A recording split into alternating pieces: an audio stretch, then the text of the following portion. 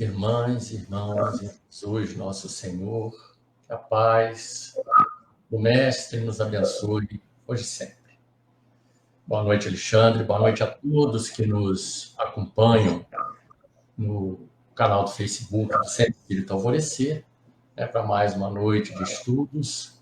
E para iniciarmos, nós vamos ler aqui uma mensagem do livro Fonte Viva, titulada Riquezas para o Céu. Ajuntai tesouros no céu. Jesus, em Mateus, capítulo 6, versículo 20.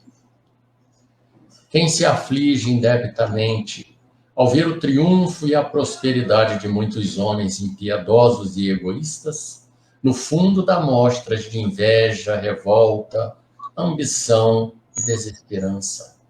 É preciso que assim não seja. Afinal, quem pode dizer que retém as vantagens da terra com o devido merecimento? Se observamos homens e mulheres despojados de qualquer escrúpulo moral, detendo valores transitórios do mundo, tenhamos, ao revés, pena deles. A palavra do Cristo é clara e insofismável. Ajuntai tesouros no céu, disse-nos o Senhor. Isso quer dizer, acumulemos valores íntimos para comungar a glória eterna. Efêmera será sempre a glória de evidência carnal. Beleza física, poder temporário, propriedade passageira e fortuna amoedada podem ser simples atributos da máscara humana, que o tempo transforma em infatigável. Amealhemos bondade, cultura, compreensão e simpatia. Sem o tesouro da educação pessoal, é inútil a nossa penetração nos céus. Porquanto estaríamos órfãos de sintonia para corresponder aos apelos da vida superior. Cresçamos na virtude e incorporemos a verdadeira sabedoria, porque amanhã serás visitado pela mão niveladora da morte, e possuirás tão somente as qualidades nobres ou aviltantes que houveres instalado em ti mesmo. Então, com esta página, a gente convida a todos os nossos irmãos para elevar o pensamento, o coração a Deus, a Jesus, aos amigos espirituais que nos assistem, pedindo as bênçãos para a nossa tarefa da noite de hoje, pedindo que os amigos espirituais possam intuir o nosso irmão Alexandre, que trará, Senhor, do seu Evangelho de luz, as lições tão necessárias a todos nós. Que essas bênçãos e que a tua misericórdia, Jesus, se espalhe por toda a terra. Onde houver dor e sofrimento, possam seus mensageiros de luz levar até eles as suas bênçãos, o lenitivo que irá abrandar a luz de cada um. Nas prisões, nos orfanatos, nos asilos, nas ruas. Enfim, Senhor, em todos os locais, possam os seus trabalhadores lá estar, levando, Senhor, o seu abraço fraterno a todos. Muito obrigado pela permissão de aqui podermos estar, Senhor, trabalhando em teu nome. Pedimos, então, assim, a tua permissão, a permissão dos amigos espirituais e, sobretudo, a permissão de Deus, nosso Pai, para iniciarmos a nossa tarefa da noite. Nosso muito obrigado, Senhor. Que assim seja. Graças a Deus. Então, a página, né, tem alguma coisa a ver com o tema, né? É uma questão bastante difícil, né? A gente não ficar preocupado com as coisas da Terra, né? Com se precaver, né, nas dificuldades, né? Isso não tem nada de errado, não tem nada de criminoso, né? A gente está preparado para as coisas da vida material que a gente tem necessidade. A questão é, o problema maior é que a gente se apega. A gente fica grudado naquilo ali que vai ficar para trás, que não vão poder carregar, né? Aquele medo pavoroso de ficar sem, quer dizer, é a desesperança que Emmanuel fala, é a falta de fé, na providência divina, né, que já nos facultou as oportunidades. Então, a gente precisa ter esse medo, tenha, a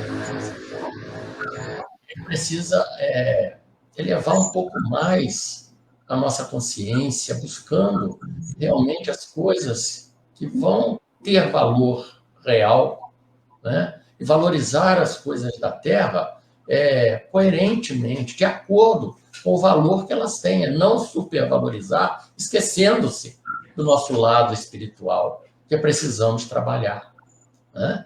Então, que a mensagem fique para a nossa reflexão, né, de como nós estamos agindo. Porque quando a gente fala assim de bens terrenos, a gente fica sempre imaginando os bilionários, né? Eles, não, isso é para todos nós. Essa mensagem é para todos nós, né? Então, que a gente possa ter confiança em Deus, porque a gente só vai passar aquilo que tiver que passar. O que não tiver que passar, não vai passar, não é? Então, Deus é justo, Deus é sábio. Então, se a gente confiar, tudo vai dar certo, né? E a gente fazendo a nossa parte é o que importa. Então, fica para nós essa lição de Emmanuel para que possamos estar meditando sobre ela em cima das nossas atitudes, né, pessoais e individuais, né? Então, que a paz de Jesus nos fortaleça, nos abençoe. Eu passo a palavra para o nosso irmão Alexandre, né, que vai nos trazer o tema desprendimento dos bens terrenos. E aí nós vamos, né, aumentar o nosso conhecimento sobre isso. Estou adicionando aqui, Alexandre, vou remover, quando for a 45 eu retorno, tá bom? Boa palestra. Tá bom, combinado, Inácio. Obrigado, querido amigo. Boa noite, Inácio, boa noite aos amigos do Alvorecer. Estamos hoje para conversar sobre o desprendimento dos bens terrenos, com base em Evangelho segundo o Espiritismo, capítulo 16, item 14, com outras informações espirituais que nós vamos acompanhar nos slides que a gente vai conversar e vamos seguir falando de como o Espiritismo vê essa questão do desprendimento dos bens terrenos. Bom, para a gente começar, esse capítulo, ele diz, o título dele é Não se pode servir a Deus e a Mamon, nos dando um alerta sobre a questão de onde nós nos colocamos. A grande lição desse capítulo, que vai englobar o desprendimento dos bens terrenos, é o entendimento de como nós nos comportamos. Então, a gente pode estar servindo a Deus através das coisas espirituais, ou podemos estar servindo a Mamon. Mamon é a palavra hebraica que significa dinheiro. Então, não se pode servir a Deus e ao dinheiro, representando o dinheiro, os bens materiais, as coisas materiais, as coisas do mundo. Então, nós não conseguimos, ao mesmo tempo, com o nosso comportamento, com o nosso agir, servir a Deus e a Mamon. Nós vamos ter que fazer escolhas durante o nosso uso, o nosso desempenho com aqueles bens que nos são confiados. Para que a gente possa começar a nossa conversa, eu vou trazer a parábola do mal rico.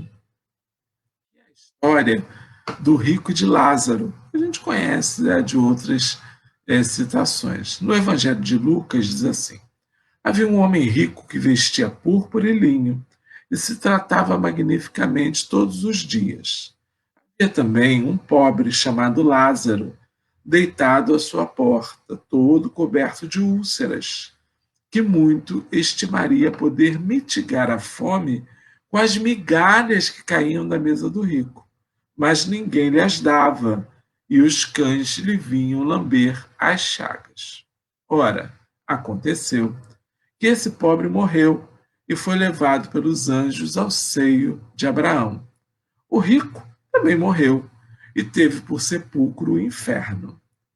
Quando se achava nos tormentos, levantou os olhos e viu de longe Abraão e Lázaro em seu seio. E, exclamando, disse estas palavras. Então, a gente aqui já percebe muita alegoria, muito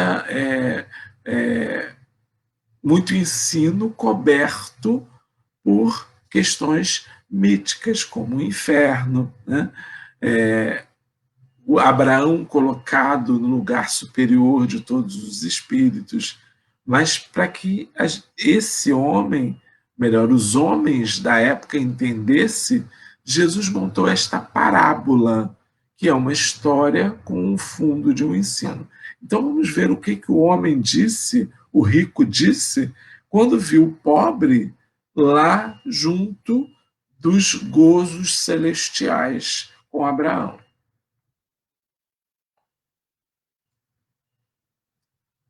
Ele disse assim: Pai Abraão, tem piedade de mim e manda-me Lázaro, a fim de que molhe a ponta do dedo na água para me refrescar a língua, pois sofro horrível tormento nessas chamas. Ele estava nas chamas do inferno. Mas Abraão lhe respondeu: Meu filho, lembra-te de que recebestes em vida os teus bens, e de que Lázaro só teve males. Por isso, ele agora está na consolação, e tu nos tormentos.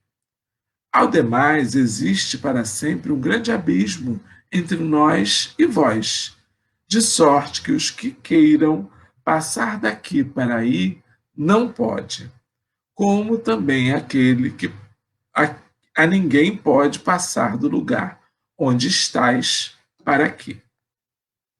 Disse o rico: Eu então te suplico, pai Abraão, que o mandes à casa de meu pai, onde tenho 5 irmãos, a dar-lhes testemunho destas coisas, a fim de que não venham também eles para este lugar de tormento.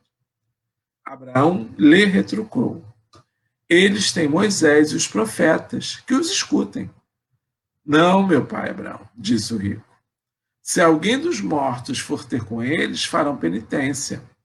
Respondeu-lhe Abraão: Se eles não ouvem a Moisés, que é o grande profeta dos judeus, nem aos outros profetas, Elias, Isaías, Miquias, também não acreditarão, ainda mesmo que alguns dos mortos ressuscite. Aí quase que Abraão disse, né? Mais que Lázaro, que vocês desprezavam, né? Porque era pobre. Então, o que a parábola traz? A parábola expõe a evidência de extremos da vida cotidiana nossa. Ou nós nos comportamos como rico, ou nós nos comportamos como o pobre. Ou nós nos comportamos utilizando bem a riqueza ou a pobreza, ou nós utilizamos mal a pobreza ou a riqueza. O rico simboliza as pessoas apegadas à matéria, ao egoísmo, e o pobre, os desprovidos de bens materiais, os sofredores, mas os que sabem sofrer. Porque Lázaro era aquele que sofria sem reclamar, sem revolta, ficava ali esperando para ver se uma migalha da mesa caía sobre ele. O rico, por estar mais próximo dos bens materiais, teve um esquecimento temporário dos benefícios que deveria prestar ao próximo. Não passou pela aprovação que lhe foi requerida. A ele foi entregue a prova da riqueza, e ele não passou. Os pobres também podem e têm a prova da pobreza. Tem que também saber lidar com ela. O pobre da parábola, por não ser vítima das facilidades do dinheiro, pôde suportar tudo a contento a sua prova. Então Lázaro suportou tudo. Ele estava no melhor lugar após a morte, não porque ele foi pobre, mas porque ele foi o pobre como deveria ser. Ele encarou as necessidades que ele tinha com resignação, na certeza de que aquilo que vinha para ele não era uma maldição de Deus, Não era uma punição, mas uma oportunidade de crescimento, de aprimoramento. O desencarne mostra a verdade das coisas. Então, quando chega lá do outro lado, Lázaro foi admitido no seio de Abraão e o rico foi para o Hades, para o inferno. Quer dizer, Lázaro recebeu a recompensa pelo seu sofrimento, por sua humildade, por viver uma existência sem nada a gozar. Enquanto o rico já tinha em si muitas satisfações, muitas recompensas, porque usufruía os bens materiais, mas usufruía mal e gastou a oportunidade que tinha de usar os bens da terra em favor do seu semelhante. Assim, errou. E o seu retorno, que não é uma recompensa, né? O seu retorno, a sua colheita foi de dor, de sofrimento, de angústia após a morte. É tratado na parábola sobre as barreiras que existe, o abismo entre o Lázaro e o rico. Mas não é um abismo físico, é um abismo moral.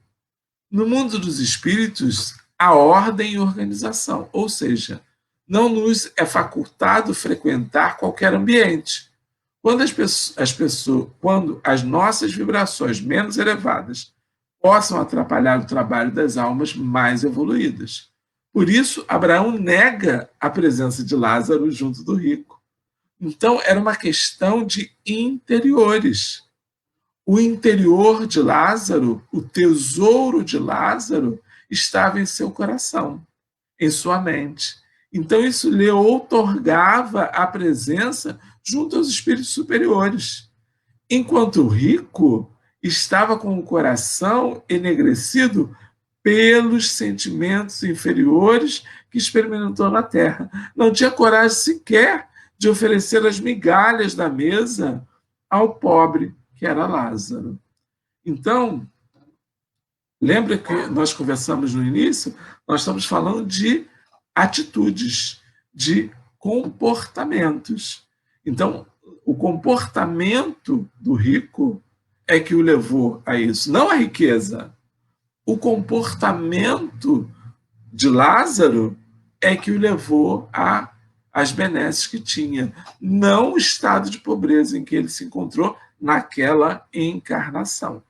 Mas então é o que está dentro é que faz isso. Essas barreiras vibratórias, elas são muito explicadas na série de André Luiz. Lembro-me muito bem daquela passagem onde André Luiz estava nas cercanias com a enfermeira Narcisa e apresenta-se uma senhorinha, né, muito velhinha, muito coitadinha, e André Luiz então pede a Narcisa que permita que ela entre no nosso lar. Ela estava do lado de fora das cercas vibratórias do nosso lar. E Narcisa tenta explicar para André Luiz que não era bem assim. Então ela chama o guardião lá, Paulo, para Paulo explicar para ele. Quando Paulo chega, ele comenta para André Luiz que aquele espírito era um espírito sofredor. Aquele espírito ele vibrava num padrão interno muito diferente dos habitantes do nosso lar, e que ele não poderia entrar. Quando ela ouve isso, ela se revolta, ela se mostra, e André Luiz percebe que era uma irmã que na Terra se dedicava ao abortamento, ao aborto, matando muitas vidas, muitos espíritos nos seus primeiros momentos de encarnação. E assim, André Luiz entende que não era uma maldade, o abismo não era físico, era moral. Existia uma distância moral entre ela e os habitantes de nosso lar. Não podendo receber o auxílio de Lázaro, o rico pede a Abraão que mande a Lázaro descer na terra e avisar os seus familiares sobre o teor dos seus sofrimentos. Abraão nega mais uma vez o pedido. Ele responde: ele já tem Moisés e os profetas. Abraão simboliza o homem de bem, o homem escolhido para preservar o sagrado repositório da fé. O homem abençoado por Deus, que lhe prodiga as promessas de numerosas descendências e imensas riquezas. Ele representava isso para o povo judeu. É o pai da multidão, o pai de todo o povo judeu. É o homem de fé, o homem de bem, aquele que faz a vontade de Deus, os bons espíritos. Então, Abraão representa os bons espíritos, que são muitas vezes aqueles que vêm e nos fazem recomendação, aqueles que nos apresentam questões e que a gente não ouve. Por quê? Porque a gente entende que os nossos posicionamentos, a nossa vontade é livre. Ainda dizemos, eu tenho livre-arbítrio para fazer o que eu quiser. Sim, temos o livre-arbítrio, mas o livre-arbítrio carrega junto com ele a responsabilidade dos atos cometidos. Portanto, não adianta enviar mensageiros para nos trazer revelações de coisas que a gente já sabe. É isso que Lázaro quis dizer. Porque as vozes do além já ecoam na bendita doutrina espírita para nos esclarecer. Nós precisamos ter ouvidos de ouvir, como dizia Jesus, olhos de ver, como dizia Jesus. Muitas vezes ficamos apoucados nesse conhecimento.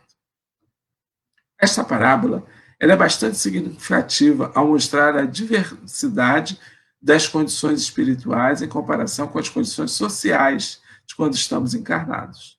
O mal rico, sofrendo nos planos inferiores, roga a proteção dos espíritos superiores, representados por Abraão, como eu falei, que lhe mostra que, quando encarnado, ele teve todas as condições para crescer e evoluir. E, no entanto, usou as possibilidades de forma totalmente egoísta. Então, vou repetir isso durante todo o nosso estudo. É comportamento. É como nós nos portamos. É isso que faz a diferença. No livro Obreiros da Vida Eterna, o orientador Hipólito traz a lembrança da parábola do mal rico, mostrando que as condições atuais daqueles espíritos, no umbral, decorrem do mau uso da encarnação. Não se trata, sabemos, apenas da riqueza material, mas de posses, de todas as possibilidades que temos. É riqueza a saúde, é riqueza saber ser um bom amigo, é riqueza a inteligência, a perspicácia, é riqueza a gente saber orientar o outro. Às vezes, meus irmãos, é riqueza saber fazer um bolo, fazer uma costura, é riqueza saber de matemática, de português. São os talentos que nos foram ofertados para que a gente, de posse deles, a gente possa distribuí-los melhor, multiplicá-los. Porque quem distribui fica sem, né? Quem multiplica mantém o que tem e abre espaço para que os outros também tenham. Aprender a repartir o que temos com aqueles que não têm. No exercício legítimo da caridade, é mecanismo de prevenção aos males futuros. A gente está acostumado a repartir, a dar, melhor, não a repartir, a dar do que sobra. E o alerta deste ensino de hoje e de muitas passagens do Evangelho, como a do óbolo da viúva, é que a gente dê do pouco que temos, daquilo que nós temos de virtude. Às vezes a gente pede assim, mas quando eu tiver saúde plena, eu vou ajudar. Mas você não tem alguma saúde? Você não tem algum dinheiro?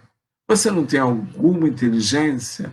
Use essa, porque essa é que você tem. É essa que cabe nas suas possibilidades atuais. O Espírito Lacordaire vai nos falar, então, do desprendimento dos bens terrenos lá no Evangelho. Ele começa dizendo assim, o amor aos bens terrenos constitui dos mais fortes óbices ao vosso adiantamento moral e espiritual. Pelo apego à posse de tais bens, destruís as vossas faculdades de amar, como as aplicardes com todas as coisas materiais. Então, a gente pega as faculdades que nós temos e colocamos em função da matéria. Nos comportamos para Mamon e não nos comportamos para Deus. Fazemos com que mais importante seja os bens materiais do que os bens espirituais.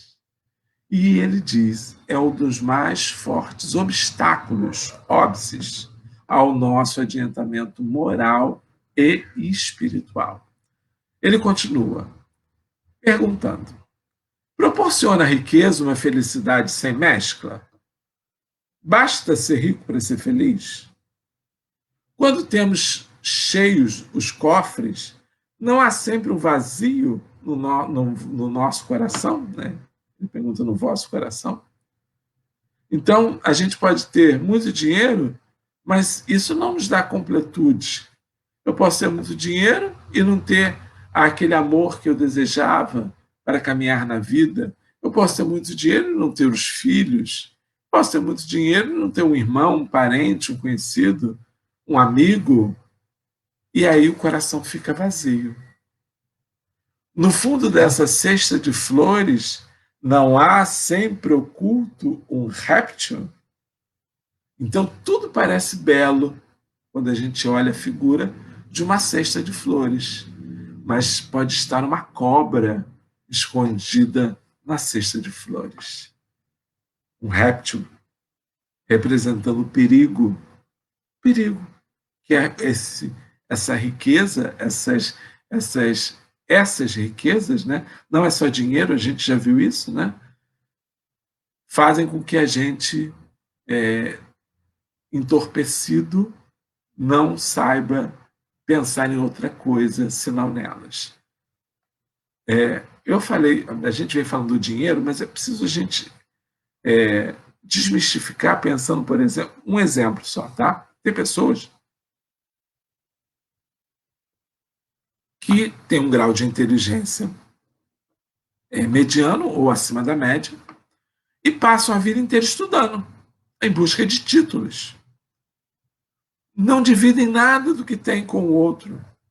Apenas vão se especializando nisso, naquilo, nisso, naquilo, nisso, naquilo. Aí chega um ponto da vida que eles já estão idosos e tem uma pasta com não sei quantos diplomas. Mas o que foi feito com aquilo? O que aquilo produziu? Trouxe benefício a alguma criatura? Esse é o pensamento.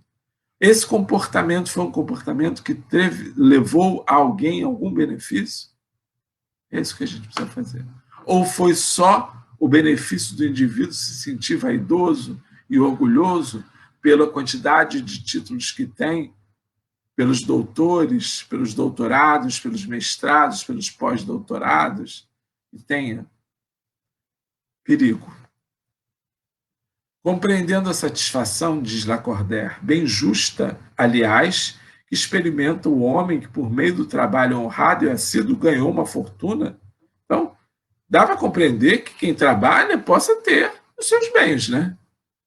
Mas dessa satisfação muito natural, que Deus aprova, há um apego que absorve todos os outros sentimentos e paralisa os impulsos do coração. Vai grande distância, tão grande quanto a que separa da prodigalidade exagerada e da a sórdida avareza.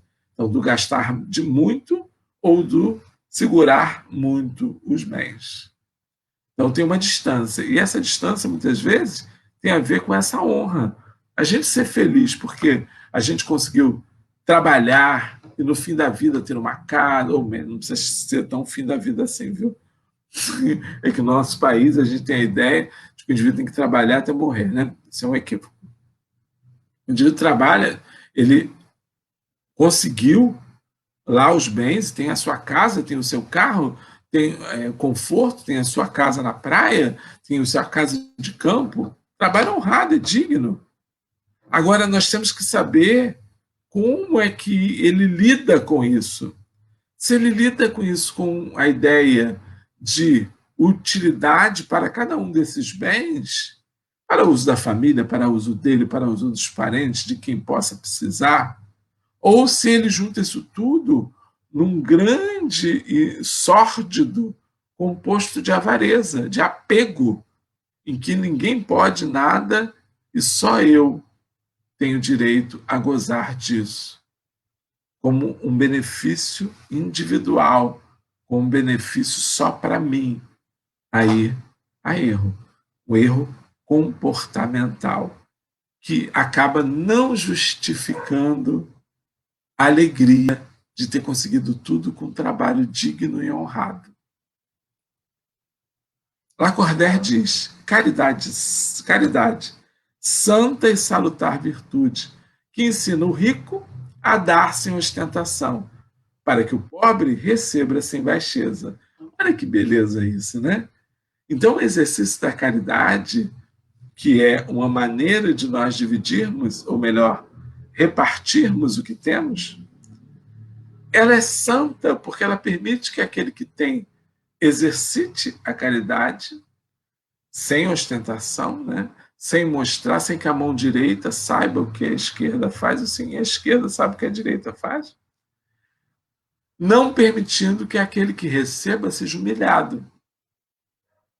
Isso vai, volto a dizer, de tudo, não é só para o dinheiro, é para a repartição da saúde, da inteligência, para a repartição de todos os bens, de todos os talentos que nós possuímos. Tudo promana de Deus. Tudo retorna a Deus.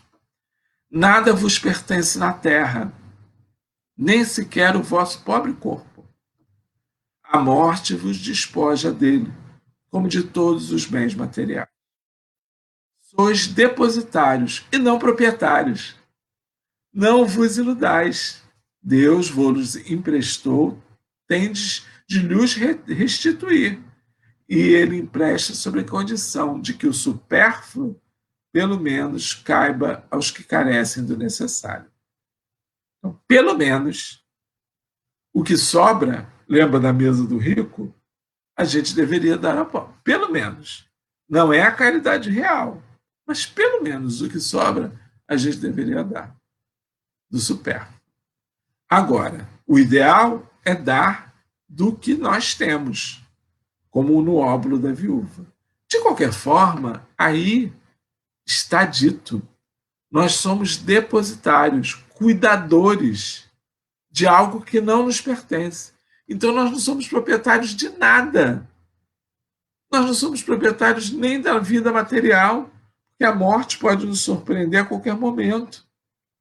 Então nós, encarnados, especialmente no momento como esse, em que a pandemia se instalou na Terra, em que a gente tem aí muitas pessoas passando para o outro lado da vida, nós precisamos nos preparar para o desencarne, entendendo que nem os nossos queridos, os nossos parentes, nem os nossos amigos, nada nos pertence.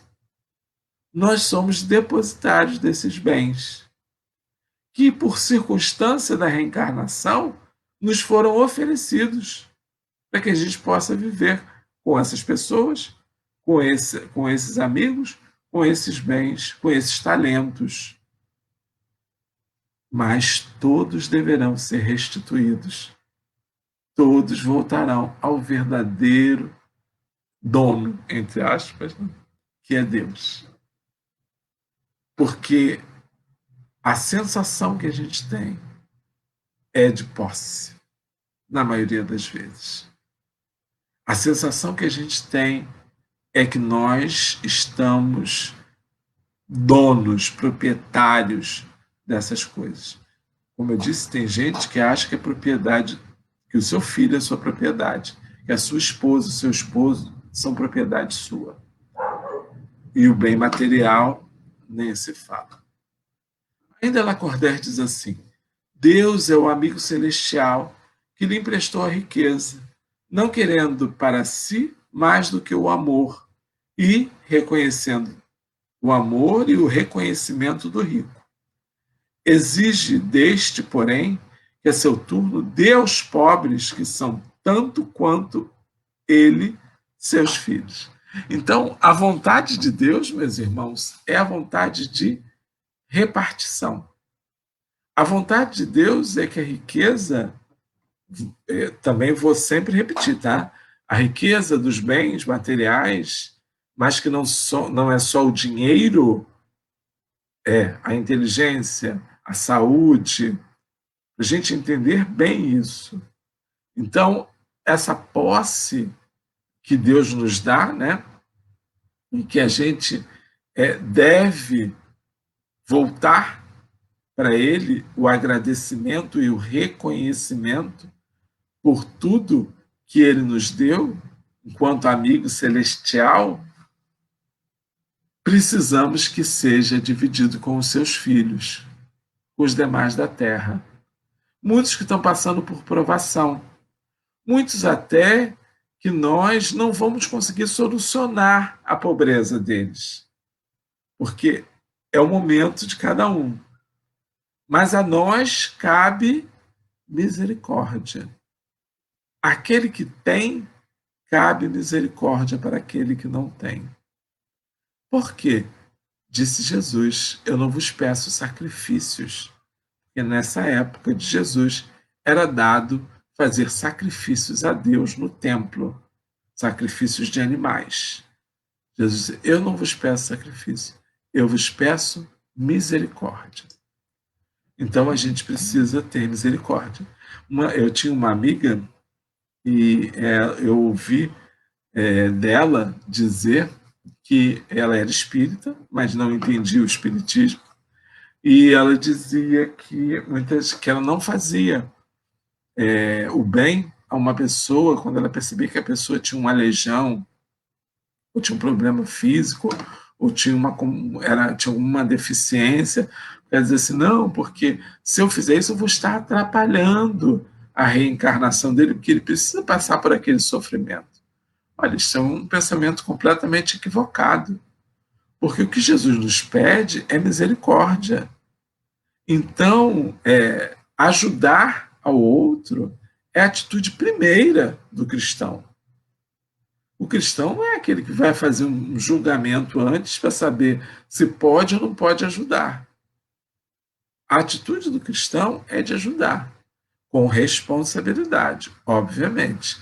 Você não vai financiar o indivíduo, por exemplo, a ter uma droga que vai levar ele a um comprometimento da sua reencarnação, por exemplo.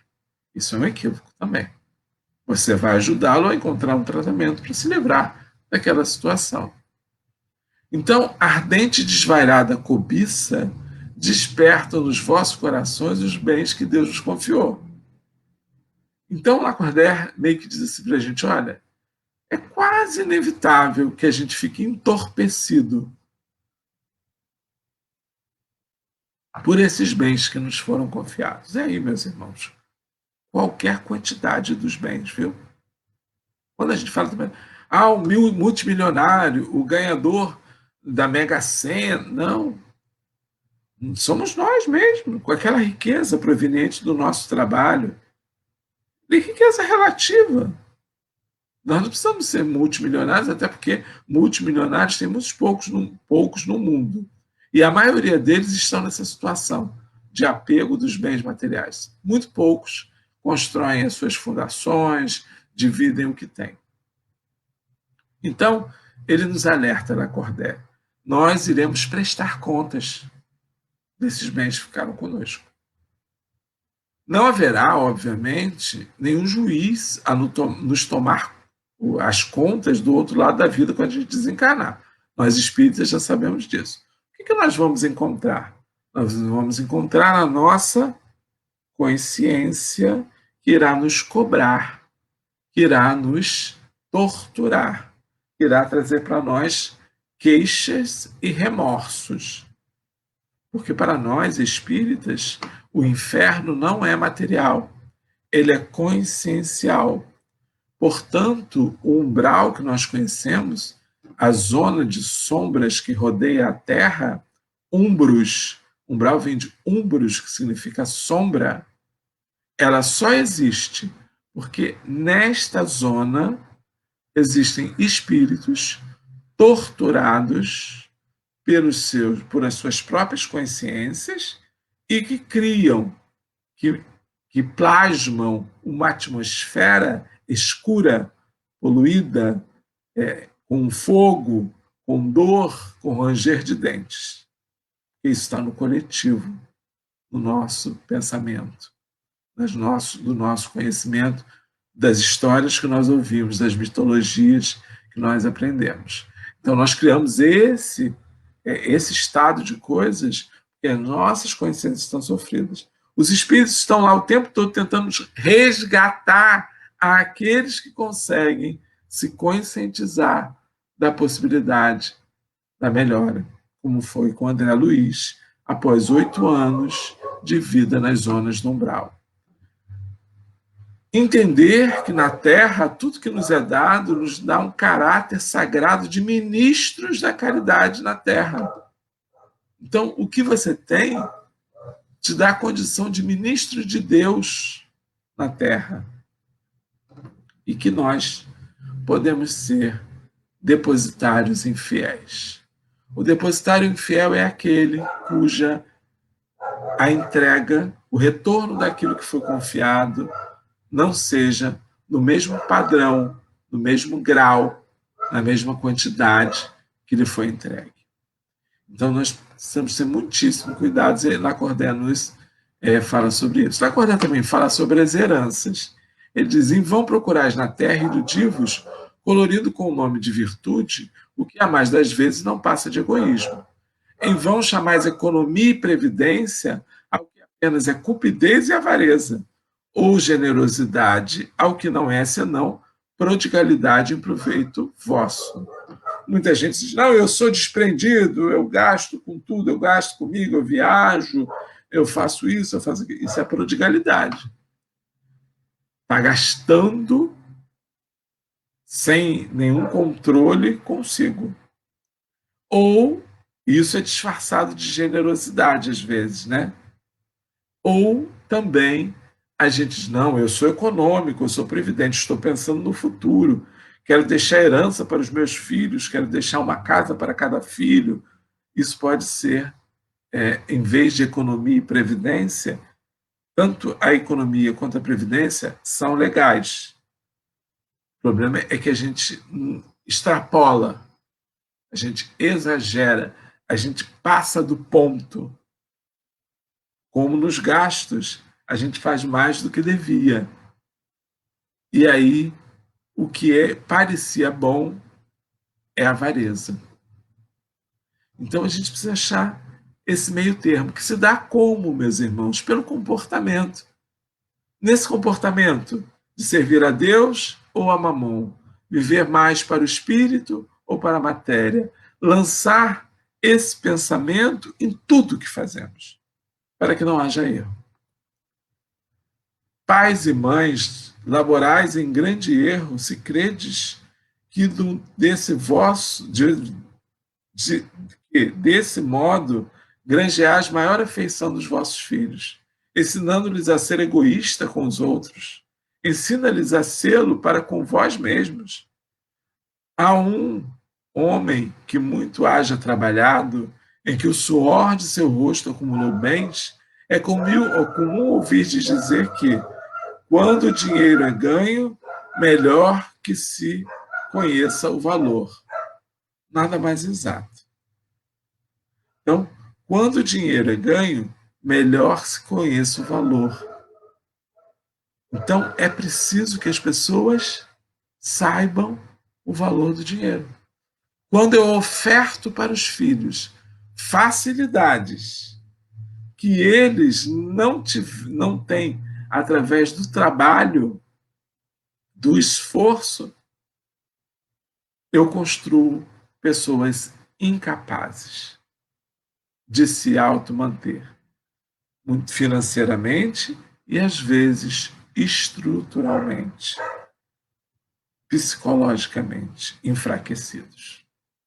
Então, nem toda facilidade que a gente pode ofertar aos filhos é, de fato, o que a gente deva fazer. É preciso ensiná-los a crescer. E crescer dividindo, distribuindo, doando. Infelizmente, sempre há no homem que possui bens da fortuna um sentimento tão forte quanto o apego aos mesmos bens. É o orgulho. Não raro vê-se a revista atordoar com a narrativa de seus trabalhos e de suas habilidades. O desgraçado que lhe pede assistência, em vez de acudi-lo, em vez de acudi-lo e acabar dizendo: faça o que eu fiz. Né? A gente ouve isso muito, né, gente? Muitas pessoas que dizem, por exemplo, eu já ouvi isso muitas vezes, que muitas pessoas, essas pessoas que estão nas ruas, em situação de rua, estão nas ruas porque gostam de ficar nas ruas. Isso é um absurdo. Ninguém gosta de morar sem um teto, sem um abrigo. Óbvio que muitos foram levados ali pelas suas próprias atitudes, pela viciação, pela má de suas vidas, não temos dúvida disso. Mas não nos cabe fazer esse tipo de julgamento. Não nos cabe apresentar essa questão friamente de fora. Esbanjar a riqueza não é demonstrar desprendimento dos bens terrenos, é descaso e indiferença. Depositário desses bens, não tem o homem o direito de lapidar, como não tem o de confiscar sem seu proveito. Então, a gente não pode também sair desperdiçando os bens só porque conseguimos tê-los. Precisamos ver o valor do bem. Então, a prodigalidade, esse gasto, não é generosidade. E, frequentemente, é uma modalidade de egoísmo, porque o indivíduo gasta primeiro consigo. Né? Um que dispensa a mãos cheias o ouro de que disponha para satisfazer uma fantasia, por exemplo, talvez não dê um centavo para prestar um serviço. Lacordaire nos diz que nós precisamos estar submisso às leis de Deus. Então, o desapego aos bens terrenos consiste em o justo valor, de acordo com o que nos foi entregue, de acordo com o que Deus entende como necessário. E se a gente perder os bens, não devemos murmurar, lembrando que isso está feito para que a gente possa aprender a de novo se esforçar para ganhar outros novamente. Ou, quem sabe, passar uma vida inteira sem lutar e não conseguir. Jesus talvez facilite muito, diz Lacordaire, se a gente pensar que os bens da terra, os bens mais preciosos, não estão na terra. São aqueles bens que estão na alma, que estão dentro de nós, são os sentimentos. E aí fica a frase de Jesus: o meu reino não é deste mundo. Então a gente não deve ficar preso às coisas desse mundo. A ninguém ordena o Senhor que se despoje do que possua, condenando-se à voluntária mendicidade, porquanto o que tal fizer tornar-se-ia uma carga para a sociedade.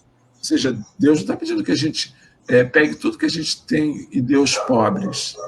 Isso é um conceito muito, muito irresponsável, se duvidar. Para alguns indivíduos, isso foi muito importante. Mas sempre a gente via no Evangelho a questão de dar parte dos bens aos pobres. Então, cuidado para a gente não se eximir da responsabilidade daquilo que nos foi dado por confiança, quer seja a saúde, a inteligência, os bens materiais, o dinheiro. Lacordaire resume o que ele colocou nas seguintes frases: sabei contentar-vos com pouco. Se sois pobres, não invejeis os ricos, porquanto a riqueza não é necessária a felicidade. Se sois ricos, não esqueçais que os bens de que dispõem apenas vos estão confiados e que tendes de justificar o emprego que lhe destes, como se prestasses contas de uma tutela. Não sejais depositário infiel, utilizando-os unicamente em satisfação do vosso orgulho e da vossa sensualidade. Não vos julgueis como um direito de dispor em vosso exclusivo proveito daquilo que recebestes, não por doação, mas por simples. Não, se não sabeis restituir, não tendes o direito de pedir. E lembrai-vos de que aquele que dá aos pobres salda a dívida que contraiu com Deus. Deus é todo misericordioso. Ele não faz diferença. Tudo que nós temos tem a ver com as escolhas que nós fazemos, com as escolhas do presente e do passado. Deus não é paternalista. Então não é Deus que nos oferta tudo que nós temos como privilégio para uns ou para outros. Tudo tem a ver com a necessidade de cada um de viver esses momentos. Se Deus concentra em certos pontos a riqueza ou a pobreza, tem a ver com as necessidades de cada um. E tudo está suficientemente distribuído. Aí a gente está falando com aquilo que tem origem divina, não o que está no mundo.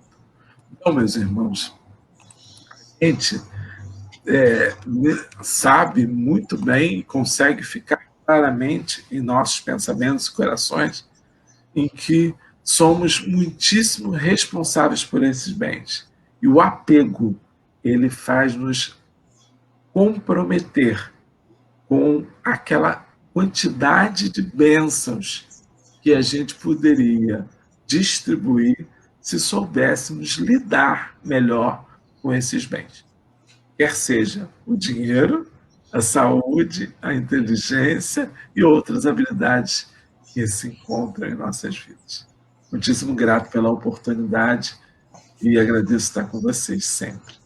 A gente que agradece, Alexandre. Muito bom as reflexões. Vamos meditar nelas, né? Isso. Meditar para ficar na cabeça, para a gente ter arquivo. Então, né? Muito obrigado, tá, Alexandre? Então, Alexandre, a gente agradece mais uma vez e pedir você para fazer a prece final, por gentileza. Vamos sim.